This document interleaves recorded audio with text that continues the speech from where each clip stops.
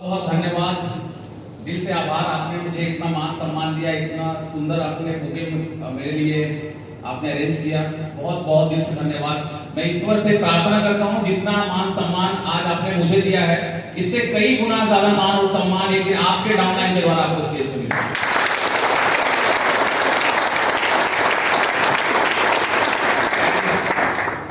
इस 2021 में नए साल में पहली बार हमारा और आपका मिलन हो रहा है, पहली बार मिल पा रहे हैं, तो सबसे पहले आप सबको हैप्पी न्यू ईयर। आखिरकार ये कमबख्त 2020 खत्म हो गया। देखो पता नहीं ये 2020 जाने के बाद कोरोना तो नहीं गया, लेकिन एक अंदर से खुशी मिल रही है सभी को। ये बहुत हो गया था 2020, राइट? तो आखिरकार हम 2021 में कदम रख दिए और 2021 में ये पहला महीना है जनवरी का, आप सबके लिए बहुत बड़ी गुड न्यूज है, मेरे लिए आप सबके लिए है बहुत बड़ी गुड न्यूज। सुनना चाहेंगे आप?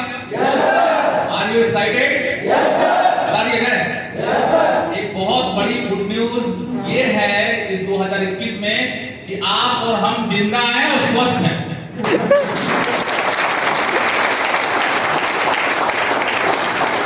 इससे बड़ा गुड न्यूज क्या हो सकता है? हजारों लाखों लोग चले गए, इस कोरोना ने तो तबाही मचाया देश दुनिया में, हजारों लाखों लोग अपनी जिंदगी से हाथ धो बैठे। तो बात स्टार्ट करते हैं। सबसे पहले मैं अपना इंट्रोडक्शन आप लोगों से हूं। मूल रूप से मैं पटना का रहने वाला हूं। इस बिजनेस में जिस प्रकार आपको किसी दोस्त या किसी रिलेटिव के माध्यम से इस गैलवे बिजनेस को देखने, सुनने और समझने का सौभाग्य मिला है, दोस्तों ठीक आपकी तरह आज से 9 साल पीछे आज के ही दिन, क्योंकि मैं बाहर बैठा था तो मुझे आज मैंने डेट पूछा, तारीख क्या है, बोले 12 जनवरी, मतलब आज ही के दिन तो मैंने शुरुआत किया था इस बिजनेस को। हेलो, आज के ही दिन, आज से लगभग 9 साल पीछे मुझे भी आपकी तरह इस गैलवे बिजनेस को देखने, सुनने, समझने का सौभाग्य मिला था माय डियर फ्रेंड। कहा जाता है पूरी दुनिया में सिर्फ 5% लोग ऐसे होते हैं जिनके अंदर निर्णय लेने की ताकत होती है, पावर ऑफ डिसीजन। दुनिया में निर्णय लेने की ताकत सिर्फ 5% लोगों के पास होती है माय डियर फ्रेंड। 95% लोग, 95% लोग अगर अपने लाइफ में कुछ बड़ा नहीं कर पाते, 95% लोग अगर अपने लाइफ में अपने ड्रीम्स को पूरा नहीं कर पाते, तो इसके पीछे कारण सिर्फ एक होता है, और कारण यह होता है कि उस व्यक्ति के अंदर निर्णय लेने की ताकत नहीं होती। वो ये डिसाइड नहीं कर पाता कि वो कौन सी पढ़ाई करे, कौन सा कोर्स करे, कौन सा नौकरी करे, कौन सा व्यापार करे, कौन सी बिजनेस में जाए, कौन से प्रोफेशन में जाए, कहां करियर बनाए। 95% लोग सिर्फ डिसीजन नहीं लेने की वजह से लाइफ में फेल होते हैं, लेकिन 5% लोग ऐसे होते हैं जिनके अंदर निर्णय लेने की ताकत होती है। देखो ऊपर जो बैठा है ना, वो ऊपर, ये छत के ऊपर नहीं, सबसे ऊपर भगवान, राइट? वो थर्ड अंपायर। जैसे क्रिकेट में होता है ना कि वो अंपायर को समझ में नहीं आता तो वो क्या करता है? Third umpire. और थर्ड अंपायर का फैसला फाइनल होता है, उससे ऊपर कुछ नहीं है। तो ये जो ऊपर थर्ड अंपायर बैठा है, जिसको आप जिस रूप में जानते हो, भगवान, अल्लाह, वाहिगुरु, जीसस, सबका मालिक, एक ऊपर जो बैठा है, इसका ना किसी के साथ कोई पर्सनल दुश्मनी नहीं होता कि ये इस बंदे को तो मैं गरीब पैदा किया था, इसको गरीबी मारूंगा, और किसी से कोई खास दोस्ती भी नहीं होती। अच्छा ये अंबानी का लड़का है क्या, अभी और मुकेश है क्या, इसको तो और अरबपति बनाऊंगा मैं। तो उस ऊपर वाले का ना तो किसी से दोस्ती, ना तो किसी से बैर होता है, वो मौका देता है सबको। निर्णय लेना हमारा और आपके हाथ में होता है। हर समय वो कुछ ना कुछ विकल्प हमारी लाइफ में भेजता रहता है कि ये ले, ये कर ले, ये कर ले, लेकिन हमारे अंदर निर्णय लेने की ताकत नहीं होती। लेकिन 5% लोग ऐसे होते हैं जो डिसीजन लेना जानते हैं। आज से लगभग 9 साल पीछे जब मुझे आपकी तरह में एक सेमिनार में ऐसा बैठा था और बिजनेस के बारे में बताया जा रहा था, उस दिन मैंने एक फैसला लिया, मैंने डिसीजन लिया कि यस, मुझे इस बिजनेस को स्टार्ट करना है, मुझे इस बिजनेस में डिस्ट्रीब्यूटरशिप लेना है। और इस 5% में जो लोग निर्णय लेना जानते हैं, सिर्फ रोहित शर्मा नहीं है, बल्कि यहाँ पे बैठे हुए आप बहुत सारे लोग ऐसे हैं जो अपनी लाइफ का फैसला लेना खुद जानते हैं। मैं एक बार आप में से उन लोगों को जरूर देखना चाहूंगा, हाथ जरूर खड़े करें जिनके अंदर पावर ऑफ डिसीजन, निर्णय लेने की ताकत उनके अंदर है। एक बार प्लीज हाथ खड़े कीजिए। ऑलमोस्ट सभी लोग हैं, एक बार जोरदार तालियां अपने लिए बता दीजिए। तो आपके साल पीछे माय डियर फ्रेंड में आया। कहा जाता है कि दुनिया का कोई भी काम, चाहे वो आसान काम हो या मुश्किल काम हो, अगर आप सीखेंगे नहीं तो कर नहीं पाएंगे। अगर आप आज बाइसिकल चलाते हो, बाइक चलाते हो, कार चलाते हो, आपने कभी ना कभी सीखा। बिना सीखे आप नहीं चला सकते। एक व्यक्ति 200 500 लोगों को लेकर आकाश में उड़ता है। एक पायलट, एक प्लेन का पायलट, उसने सीखा। आप ट्रेन में सफर करते हो, इंसान ही चलाता है, लेकिन सीखा। मुश्किल से मुश्किल काम को भी अगर सीख लिया जाए तो वो आसान हो जाता है, और नहीं सीखा जाए तो आसान काम भी बहुत मुश्किल हो जाता है। मैंने इस बिजनेस को सीखा। कंपनी के सारी ट्रेनिंग क्लासेस को मैंने अटेंड किया। जितने भी तरह के सेमिनार होते थे, सारे सेमिनार में प्रेजेंट रहता था। जितने भी तरह के टूल्स मुझे मिले थे इस बिजनेस में काम स्टार्ट करने के बाद, चाहे वो ऑडियो हो, वीडियोस हो, कंपनी की सारी जो बुक्स थी उनको मैंने पढ़ा। मेरे जितने भी अपलाइन थे, अपलाइन को मैंने ब्लाइंडली फॉलो किया। आंख बंद करके उनको विश्वास किया। वो जो जैसे जैसे बोलते गए मैं करता चला गया। कंपनी के सारे नीति नियम पॉलिसियों को फॉलो करता चला गया।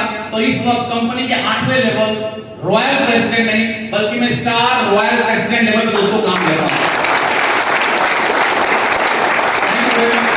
ये छोटा सा मेरा इंट्रोडक्शन था। अगर आपकी इजाजत हो तो मैं थोड़ा सा आपको अपनी फैमिली से भी परिचित करवाऊं, क्योंकि यहाँ यही वो एक स्टेज है जहां पे एक कामयाब शख्स अपनी बातों को रखता है कि इस बिजनेस में आने से पहले उसकी लाइफ क्या थी, इस बिजनेस में आने से पहले उसकी इनकम क्या थी, इस बिजनेस में आने से पहले उसकी फैमिली कैसे सरवाइव करती थी, कैसी लाइफ जीती थी, और आज इस बिजनेस में कामयाब होने के बाद व्यक्ति की इनकम क्या है और उसकी फैमिली कैसी लाइफ जीती है। क्योंकि अगर आज आप मुझे सुन रहे हो तो एक टाइम वो भी था जब मैं उधर बैठा होता था और लोग आकर बताते थे कि मैं इस बिजनेस में डायमंड हूं, प्रेसिडेंट हूं, रॉयल प्रेसिडेंट हूं, और मेरे पास कुछ नहीं होता था। जैसे आज बहुत सारे आपने मुझे ताली बजा रहे हो, मुझे आज भी वो दिन याद है कि मैं लोगों को, कामयाब शख्स को मैं भी सुना करता था। क्योंकि जब हम एक कामयाब शख्स को सुनते हैं कि उन्होंने कैसे कामयाबी हासिल की, कैसे अपने ड्रीम्स को पूरे किए, उसके बाद उस रास्ते पे हम चलते हैं और हम भी कामयाब होते हैं। यस और नो? Yes sir.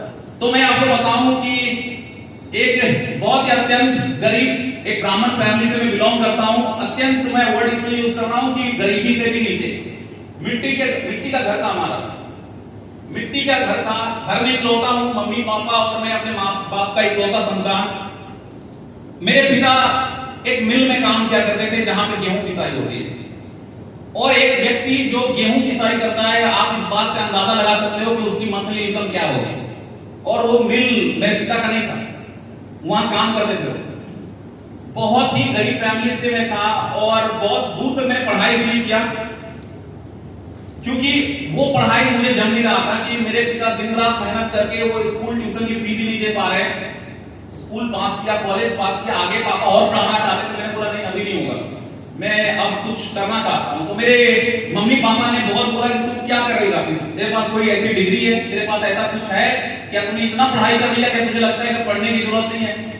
मैंने उनकी एक नहीं सुनी, मैंने तर्क पे तर्क वाली बात आ गई थी। मैंने बोला क्या जो लोग पढ़े लिखे लोग होते हैं, बहुत ज्यादा पढ़ते हैं, क्या वही लोग लाइफ में सक्सेस बनते हैं, सफल बनते हैं, और जो लोग कम पढ़ते हैं क्या वो कामयाब नहीं बन सकते। बहुत सारी बातें चली और मैं जिद कर रहा था कि मैं अब कुछ काम करूंगा।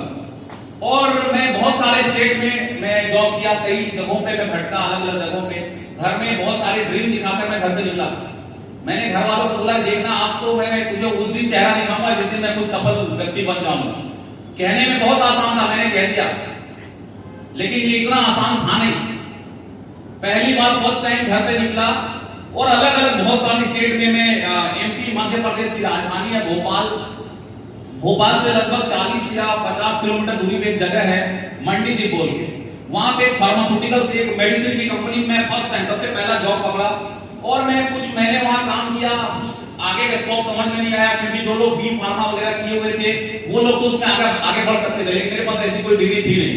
मैंने वहां छोड़ दिया, मैं चला गया गुजरात में सूरत शहर में उधना बोल के एक जगह है, वहां पे मैं कुछ महीने काम किया, वहां पे भी छोड़ दिया और मैं चला गया पंजाब। अलग अलग जगहों भटक रहा था और उस वक्त मेरे दिमाग में बस यही चल रहा था कहीं तो भी मुझे मिलेगा अली बाबा का खजाना जो मिलने वाला था नहीं। हेलो, वो अली बाबा का जो खजाना मैं ढूंढ रहा था वो ऐसा कहीं इतना आसानी से रखा नहीं मिल जाता। मैं पंजाब गया। पंजाब में लुधियाना शहर में शेरपुर बोल के एक जगह है, वहां पे मैं एक साड़ी की कंपनी में सुपरवाइजर बना। कुछ मैंने वहां भी जॉब किया, वहां भी छोड़ दिया। फाइनली लास्ट इस बिजनेस में डिस्ट्रीब्यूटरशिप देने से पहले मैं कंस्ट्रक्शन कंपनी में जॉब कर रहा था, रोड बनाने का काम कर रहा था मैं। और बहुत ही बड़ी हार्ड लाइफ होती है, जो रोड बनाने का काम होता है बहुत टफ लाइफ होती है उसमें। जो मेरी कंपनी थी उसका रोड छत्तीसगढ़, एमपी, महाराष्ट्र, तेलंगाना, उड़ीसा, इन कुछ 6-7 स्टेट में उस कंपनी का रोड का काम होता था। बताओ, सुपरवाइजर उस कंपनी में गया, ओनली 3500 रुपए मुझे महीने के मिलते थे। नहीं 3500 नहीं, 1000 और ऐड करो, क्योंकि खाने का 1000 अलग से खाने का मिलता था, यानी 4500, यानी 4500 रुपए मुझे महीने के उस कंपनी में मिलते थे। और 4500 रुपए में ही मुझे गुजारा करना था, 1000 में खाना खाना था। और सबसे बड़ी बात कि लोग रिजल्ट का इंतजार कर रहे थे। मम्मी पापा जब कॉल करते, फोन करते, क्या हुआ, देख बेटा इतना आसान नहीं जो तू बोल रहा है कि मैं सफल बनूंगा, तू ये काम कर, झील छोड़ और घर आ जा। पापा जब बोलते कि देख तू काम कर, तू 2-4-5 साल और कुछ पढ़ाई कर ले, उसके बाद तुम्हें जॉब ही करना है तो जॉब कर लेना। मम्मी जब कॉल करती, मम्मी को हमारे देश में जो माताएं हैं उनको पैसों से कोई मतलब नहीं होता कि आप पैसा कितना कमा रहे हो। मम्मी हमेशा पूछती थी, बेटा खाना तो ठीक से खाता है ना? हाँ, खाना तो बिल्कुल एकदम राजा महाराजा की तरह खाता हूं। वो तो मैं ही जान रहा था 1000 रुपए में क्या खाओगे। 10 दिन में खत्म कर लो उस पैसे को, या आप 2 महीना चलाओ, कंपनी को कोई मतलब नहीं उससे, वो 1000 रुपए देगी 1 महीने का। तो जिंदगी बहुत टफ लाइफ थी, उसमें कड़ी कड़ी धूप में मेहनत करना पड़ता था। अभी आपके सामने एसी ऑन में बैठो, फिर पसीना आ रहा है। और एक वो टाइम था जो अप्रैल मई के महीनों में दिन भर धूप, कड़ी धूप में डामर का काम किया करता था। और जैसा डामर दिखता है मैं भी वैसे ही दिखता था। लाइफ ही वैसी थी मेरे भाई, क्या कर सकते हो।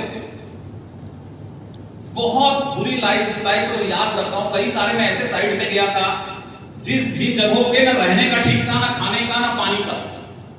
एक मैं उड़ीसा साइड पे गया था। उड़ीसा में लगभग मैं 8-10 महीने वहां पे था। 36 किलोमीटर का रोड था और वहां पे पानी लाने के लिए जाना पड़ता था 8 किलोमीटर। 8 किलोमीटर जाओ, पानी लेके आओ, खाना बनाओ, साइड पे जाओ। तो बहुत बुरी लाइफ मैंने देखा, लेकिन आगे बढ़ता रहा कि अब मैं कंपनियां बदल के थक चुका था कि मैं अभी मैं क्या करूं, इसी में जो मिल रहा है इसी में करूंगा। लगभग दोस्तों 3.5 साल मुझे लगते हैं उस कंपनी में प्रमोशन होने में। 3.5 साल बाद उस कंपनी में मैं साइड इंचार्ज बनता हूं। और साइड इंचार्ज बनने के बाद सैलरी ठीक ठाक स्टार्ट होती है। 18,000 रुपए सैलरी मेरी स्टार्ट हुई। और इतना ही नहीं, जब मैं साइड इंचार्ज बना तो टेबल के नीचे की कमाई बहुत अच्छी आने लगी। टेबल के नीचे का समझ रहे हो क्या बोलो, ब्लैक मनी, ब्लैक मनी, ठीक है, यही वर्ड यूज करते हैं। और थोड़ा डीप में बताता हूं। ऐसा था कि मैं जिस साइड का इंचार्ज था, मेरे अंडर में एक बिटुमिन प्लांट था जो डीजल प्लांट था। वो डीजल से प्लांट चलता था। जो बिटुमिन, जो आप डामर रोड पे चलते हो तो जो जहां डामर बनता है, मिक्सचर होता है, हर दिन 2,500 से 3,000 लीटर डीजल हमारे साइड पे आता था। और मैं पूरी ईमानदारी से 200 लीटर डीजल ठिकाने लगाता था। तो हर दिन 200 लीटर डीजल मैं ठिकाने लगाता था पूरी ईमानदारी के साथ। उस वक्त मेरे को याद है 35 रुपए लीटर डीजल हुआ करता था, ठीक है। और मैं 30 रुपए लीटर बेचता था दूसरे को। जो लेता था वो खुश हो जाता था और मैं तो खुश, मेरे को क्या प्रॉब्लम है। तो लाइफ अब ऐसा लग रहा था लाइफ सेट हो गई। मैंने मम्मी को बोला, मम्मी जानती है मेरी इनकम, मैं कितना पैसा कमा रहा हूं, हर दिन का कम से कम 10,000 कुछ भी करके बचा लेता हूं। घर आऊंगा ना तो तेरे लिए वो सोने की बाली लेके आऊंगा, एकदम मस्त वाली। मैंने पापा को बोला, पापा जी आपके लिए क्या लेके आऊं, सोने का चैन लाऊं क्या? तो पापा बोले, बेटा तू घर आ पहले। तेरे को तो याद नहीं आता माँ बाप का कितना समय हुआ तेरे को गए हुए। मैंने तो अब तो जो पैसे आ रहे थे ना, मैंने बोला अभी घर आऊंगा ना तो मिट्टी के घर को तुड़वाएंगे और वहां पे पक्के का मकान बनाएंगे। देखो उस वक्त इतना बड़ा ख्याल नहीं होता कि मैंने का 5 लाख 10 लाख और बंगलो बनाना है, लग्जरी गाड़ी खरीदनी है। वो टाइम ऐसा कुछ भी मेरे दिमाग में था नहीं। मैंने बोला पक्के का मकान बनाएंगे वहां पे। बिना घर गए हुए उस कंपनी में लगभग मैंने 5.5 साल काम किया, यानी 3.5 साल प्रमोशन हुआ था। उसके बाद भी मैंने 2 साल काम किया, क्योंकि मेरे को ऐसा लगता था कि अभी मैं 10 दिन के लिए घर जाऊंगा तो 10 दिन इंटू 200 लीटर डीजल का नुकसान होगा। तो ऐसा मैथमेटिक्स कैलकुलेशन मेरे दिमाग में चलता था और दिन बीतते जा रहे थे कि थोड़ा और कमा लेता हूं, थोड़ा और कमा लेता हूं। बहुत सारे मेरे साइड पे आपके महाराष्ट्र के एक जो प्लांट ऑपरेटर थे, वो मेरे को एक बार बोलते, रोहित भैया आपको डर नहीं लगता क्या? मैंने बोला डर लगता है, मैं भी इंसान हूं, लेकिन बात है कौन सी बात की बात हो रही है। तो उसने बोला कि आप जो ये रोज इतना डीजल बेचते हो, कभी ना तो कभी कंपनी जान जाएगा। मैंने बोला कि कंपनी कैसे जानेगा, कंपनी 700 किलोमीटर दूर उसका ऑफिस है, मैं कहां हूं जंगल में, कैसे जानेगा? तो उसने बोला कोई तो बोल देगा। मैंने बोला एक काम करना, तू बोल दे। तो उसने बोला मजाक क्यों कर रहे हो, मेरे पास कहां नंबर है मालिक का? मैं बोला मैं देता हूं, डायल करो। तो मैं थोड़ा देखना चाहता था कि क्या सच में ऐसा है कि कोई अगर ये बोल दे कि रोहित शर्मा डीजल बेचता है और मेरा मालिक मेरा मतलब मेरे को जब लात मार के निकाल देगा, ये क्या इतना, मैं एक ट्रस्ट का लेवल चेक करना चाहता था। वो 2-4 बार मैं लगा दूंगा, मैं लगाना भाई, और स्पीकर ऑन करना, और वो लगा कर उस वक्त मैं तो था पैकेज नंबर 0178, मैं जगदलपुर में था उस वक्त, छत्तीसगढ़ में। उसने बोला सर ये मैं पैकेज नंबर 0178 से यहाँ का प्लांट ऑपरेटर बोल रहा हूँ सर, यहाँ पे साइड पे बहुत गड़बड़ हो रही है। तो जो मेरे मालिक थे उन्होंने बोला गड़बड़ हो रही है, वहां का इंचार्ज रोहित है, कहाँ है वो शर्मा जी, उसको बताओ, सब देख लेगा। तो उसने बोला सर वही तो गड़बड़ कर रहा है इधर। तो मेरे मालिक ने बोला क्या बात कर रहे हो, कैसा गड़बड़ कर रहा है? तो उसने बोला सर ये रोज ना 200-300 लीटर डीजल बेचता है। तो मेरे मालिक ने बोला देखो तुम फोन कट कर दो, अगर ये बात वो सुन लेगा तो तेरे सेहत के लिए अच्छा नहीं होगा।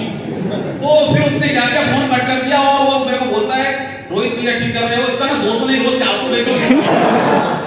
तो मैं बोला हो गई आत्मा को तसल्ली, अपने काम कर लो अपना। देखो कंपनी को चाहिए था माइलेज, वो जो 10 टका गाड़ी होता है ना, उसमें कंपनी ने बोला था 170 लीटर डीजल से ऊपर नहीं लगना चाहिए एक गाड़ी 10 टका में, और मैं 130-35 में निकाल देता, तो जो बच गया हो तो मेरा। तो मैं यही सोचता था, कंपनी तो खुश रहता था क्योंकि मैं वो 170 बोलता था, मैं उसको 150-160 का बताता था कि सर आपको कंपनी ने जिस कंपनी का प्लांट 170 बोला था, मैं 160 में निकाल रहा हूं, 10 लीटर बचता है एक गाड़ी में। तो ऐसे लाइफ बीत रही थी। मेरे को ऐसा लगता था कि मैं दुनिया की सबसे अच्छी कंपनी में हूं, क्योंकि मेरा मालिक मेरे पे इतना विश्वास करता है, मैं रोज का इतना पैसा कमाता हूं, मुझे ऐसा लगता था मैं दुनिया की सबसे अच्छी कंपनी में हूं। लेकिन एक दिन उसी कंपनी में काम के दौरान ही मेरे साथ माय डियर फ्रेंड एक बहुत बड़ा हादसा होता है, दुर्घटना होता है, जिसमें मैं बहुत गंभीर रूप से घायल होता हूं, बहुत अत्यंत गंभीर। मतलब ऐसी सिचुएशन थी कि बच पाना मुश्किल था। वहां से मेरे को अस्पताल ले जाया गया, जहां पे डॉक्टर ने पहले अस्पताल ने मना कर दिया कि नहीं हम इसको एडमिट नहीं ले सकते, ये अब नहीं बच पाएगा। दूसरा अस्पताल गए, थर्ड हॉस्पिटल ने एडमिट लिया, लेकिन वो बताया कि आप इस पे साइन कर दीजिए, आपके रिस्क पे हम इसको एडमिट कर रहे हैं। और जिस दिन मेरे साथ वो एक्सीडेंट हुआ था, उस दिन मेरा मोबाइल स्विच ऑफ, मोबाइल बंद हो गया, पता नहीं कहां गया, खो गया, किसी ने चुरा लिया। देखो मेरे मम्मी पापा बस यही जानते थे कि मैं एक कंस्ट्रक्शन कंपनी में जॉब करता हूं, मैं रोड बनाने का काम करता हूं, कभी मैं महाराष्ट्र जाता हूं, कभी मैं उड़ीसा, कभी छत्तीसगढ़। और मेरा जब मोबाइल बंद हुआ तो कुछ दिन तो वो लोग बहुत घबराए कि क्यों वो मोबाइल बंद हुआ, आज तक कभी मोबाइल बंद नहीं किया। 1.5 महीने बाद लगभग मेरे मम्मी पापा को ऐसा लगता है कि हमें पता लगाना चाहिए, ढूंढना चाहिए उसको। मेरे पापा 1.5 महीने बाद निकलते हैं घर से मुझे ढूंढने के लिए, और जब वो ढूंढने के लिए निकलते हैं और जब मेरे बारे में उनको पता चलता है कि मैं एक अस्पताल में हूं और मैं एकदम बीच में हूं, ऐसे स्टेज पे कि डॉक्टर हाँ और ना कुछ नहीं बोल रहे। मेरे पिता के पास माय डियर फ्रेंड कोई बैंक बैलेंस नहीं था, वो जो कमाते थे खाते थे, ऐसी लाइफ थी। एक गेहूं पिसाई करके वो क्या पैसा जमा कर लेते। डॉक्टर ने जब ये बोला कि आप अपने लड़के को लेकर जा सकते हो, जो दिन बचा है इसका आप अपने घर में रखो इसको, क्योंकि इसकी चोट बहुत गहरी है। लेकिन दोस्तों मेरे पिता ने हार नहीं माना। अगर वो हार मान जाते तो शायद मैं आज आपके बीच बात नहीं कर रहा हूं। मैंने लगभग 8 लाख से ऊपर मैंने पैसे कमा के रखे थे, वो इधर उधर करके डीजल पेट्रोल करके, इससे घर बनाऊंगा, मम्मी को पाली दूंगा, पापा को ये दूंगा। वो सारे पैसे मेरे इलाज पे खर्च हो गए। इतना ही नहीं कि मैं उस पैसे से ठीक हो गया, मेरे पिता को अलग अलग कई लोगों से, अपने रिलेटिव से, दोस्तों से कर्ज लेना पड़ा मेरे जान बचाने के लिए। मेरा जो घर था मिट्टी का, पापा ने उसको भी गिरवी रखा और 6 लाख रुपए कर्ज लिए। छोटे बड़े कर्ज मिलाकर लगभग 12 लाख का कर्ज मेरे पिता पे आ गया मेरे जान को बचाने के लिए। मुझे 2.25 साल लगे उसको अपने पैरों पे चलने में। यहां तक कि जो मेरी राइट हैंड है, मेरी ये उंगलियां ना, इस बिजनेस में आने के बाद भी ये हाथ मेरा ठीक से काम नहीं करता था। डॉक्टर ने बताया था ये शायद ये हाथ इसका जीवन भर कमजोर रहेगा, क्योंकि क्लिप मारा गया अलग अलग जगहों पे। जब मैं ठीक हुआ, जब मुझे पता चला कि मैंने जो भी पैसे कमाए थे सब खर्च हो गए, जहां मैंने शुरुआत किया था वहीं पे आज भी हूं। और इतना ही नहीं, मेरे मम्मी पापा मेरे वजह से कर्ज में डूब गए हैं, मेरा घर ये भी हो गया है। वो जो थर्ड एम्प्लॉयर है ना, मैं बहुत नाराज हुआ, ये मेरे साथ ऐसा क्यों? ऐसा मैंने कौन सा इतना बुरा काम कर दिया कि मेरे साथ इतनी बुरी मेरे साथ घटना हुई? मैं सोचता था कि मैं ऐसा कौन सा काम करूं कि मेरी 12 लाख रुपए का कर्ज मैं दे पाऊंगा, और क्या मेरे पिता जीवन भर गेहूं पिसाई कर लेंगे तो भी वो कर्ज दे पाएंगे? नहीं दे पाएंगे। कभी कभी मुझे ऐसा लगता था कि मेरे घर पे जो दुखों का पहाड़ टूटा है, इसका कारण मैं हूं, सिर्फ मैं। अगर मैं मेरे मम्मी पापा कितना बार बुलाते थे, अगर मैं घर आ जाता शायद मेरे साथ ये नहीं होता। कई तरह की बातें दिमाग में चल रही थी। दोस्त मेरे जो हमारे जो गोतिया समझते हो आप, रिलेटिव्स जो मेरे अपने संप्रदाय वाले लोग, वो लोग बोलते थे कई बार कि अगर वो मर जाता तो ठीक होता, क्योंकि उसके पिता एकदम डूब गए कर्ज में, जगह जगह पैसा मांगते हैं एकदम भिखारी की तरह, और कोई उनको देने को तैयार है नहीं। तो लोग ऐसी धारणा बना लिए थे कि अगर वो मर जाता तो कम से कम इतना दुख नहीं होता घर में। लेकिन मैं बच गया। एक दिन मेरे घर पे एक शख्स आते हैं जो उसी कंस्ट्रक्शन कंपनी में मेरे सीनियर थे, अकाउंटेंट, और वो आने के बाद बोलते, रोहित मैंने तेरे बारे में सुना कि तेरा एक्सीडेंट हुआ था और तेरे पिता तेरे घर पूरा फैमिली कर्ज में डूब गया है। रोहित तू चिंता मत कर मेरे भाई, मैं तेरे साथ हूं और हम लोग मिलके सब ठीक कर लेंगे। तेरा जितना भी कर्ज है ना तेरे पिता के ऊपर, सब दूर होगा और तू दूर करेगा, मैं तुझे रास्ता बताऊंगा। बहुत दिनों बाद एक शख्स मिला जो ये कहता है कि मैं तेरे साथ हूं, सब ठीक हो जाएगा। पहली बार एक पॉजिटिव वर्ड कानों में गया, नहीं तो लोग तो तरह तरह की बातें दुनिया वाले कर रहे थे। उन्होंने बताया कि रोहित सिर्फ मुझे एक बात को बता दे, मैंने उस कंस्ट्रक्शन कंपनी में तुझे मेहनत करता हुआ देखा है कि किस तरह तू बैल की तरह काम करता था, दिन को दिन और रात को रात नहीं समझता था। उन्होंने बताया, रोहित तुझे पता है तू सिर्फ 3.5 साल में साइड इंचार्ज क्यों बना? बहुत सारे लोग ऐसे थे 10 साल 15 साल से उस कंपनी में, वो क्यों नहीं बन गए इंचार्ज, तू क्यों बना? उन्होंने बोला कि तू, मैं तेरे को नाम गिनाता हूं, ऐसे ऐसे साइट जो कंपनी 10 साल 15 साल से वो रोड नहीं बना पा रही थी, लेकिन तू जाकर कंप्लीट किया। तेरे अंदर डर नहीं था कि कंपनी मुझे भेज रहा है, तू आंख बंद करके चला जाता था। तूने ऐसे ऐसे नक्सलाइट बेल्ट में जाकर रोड का काम कंप्लीट किया जहां पे कोई नहीं जाना चाहता। तो उन्होंने बोला कि तू जितना मेहनत उस कंपनी में करता था ना, तू क्या उसका आधा मेहनत करने को तैयार है? आधा सिर्फ। और अगर आधा मेहनत करने को तैयार है तो मैं तुझे कल एक बिजनेस के बारे में बताऊंगा, और उस बिजनेस को करके तू अपने सारे कर्ज को दूर करेगा। और सिर्फ कर्ज नहीं, तूने अगर लाइफ में कभी सपने देखे होंगे कि मुझे लाइफ में ये चाहिए, मुझे घर चाहिए, बंगलो चाहिए, बड़ी गाड़ी चाहिए, बैंक बैलेंस चाहिए, वो सारे सपने पूरे होंगे और मैं व्हाइट पेपर पे लिखकर साइन करके दे सकता हूं। लेकिन तुझे वो करना पड़ेगा जो मैं बोलूंगा। अगर तू तैयार है तो कल रेडी रहना सुबह 10 बजे। अगले दिन सुबह 10 बजे मैं एक हॉल में आता हूं जहां पे आप आए हो। इस प्रकार एक जगह आता हूं जहां पे प्रेजेंटेशन चल रही थी, और उस दिन मेरी लाइफ यू टर्न ली, क्योंकि मैं जिस सेक्टर जहां से मैं निकल के आया था, बहुत गंदी लाइफ थी। आज रोहित शर्मा सिर्फ पैसों से अमीर नहीं बना इस बिजनेस में, माय डियर फ्रेंड। मुझे इस बिजनेस ने सिखाया इंसान बनना, लोगों से बात कैसे की जाती है। मेरे को ना बात करना नहीं आता था, किसको रिस्पेक्ट देना है, किसको नहीं देना है, किसको क्या करना है। इस बिजनेस ने मुझे ट्रेन किया कि आपकी वाणी, आपकी जो वचन, आपकी जो बात है वो मधुर होना चाहिए, मीठा होना चाहिए। मैं जब पहला दिन आया था, लोग टाई वाई पहन के सूट लगाकर बिल्कुल एकदम क्रीच मार के घूम रहे थे, और मैं एक लड़का था जिस जो टी शर्ट पहनकर, जींस पहनकर, मेरे पांव में हवाई चप्पल था। तो मैं जब देखता हूं लोगों को सूट बूट में, तो मेरे को ना थोड़ा सा अनकंफर्टेबल फील होता है। ये मैं कहां फंस गया यार पढ़े लिखों के बीच में। मेरे अपलाइन, रोहित हाथ मिला, ये मेरे अपलाइन है। मेरा तो हाथ कांप रहा था, ऐसा हो रहा था, ये कहां आ गया, मैं एकदम थोड़ा सा अजीब सा लग रहा है। ये सब मेरे लाइफ में था नहीं। इनसे हाथ मिला, ये मेरे अपलाइन है, ये मेरे बिजनेस में रूबी है मेरे अपलाइन, वगैरह वगैरह चल रहा था। सेशन स्टार्ट हो रहा है। एक लड़का आता है सूट बूट में और वो कंपनी के बारे में बताना स्टार्ट करता है कि इस कंपनी का नाम glace trading India private limited है, और ये कंपनी किस प्रकार 9 सालों में पूरे भारत में 17 स्टेट में काम कर रही है। मैं आपको उस दिन के बारे में बता रहा हूं, आज के बारे में नहीं। आज कंपनी का 17 साल हो गया, 18वें साल में हम घुस रहे हैं। लेकिन मैं जब आया था तो कंपनी का 9 साल हुआ था, और उस क्लास में बताया जा रहा था कि किस तरह इन 9 सालों में कंपनी पूरे 17 स्टेट में फैली है, और किस प्रकार हमारे जो प्रोडक्ट्स हैं वो मार्केट पे कब्जा कर रही है। कुछ ऐसी ऐसी बातें बताई गई जो मेरे लिए नई थी, लेकिन मजा आ रहा था सुनकर।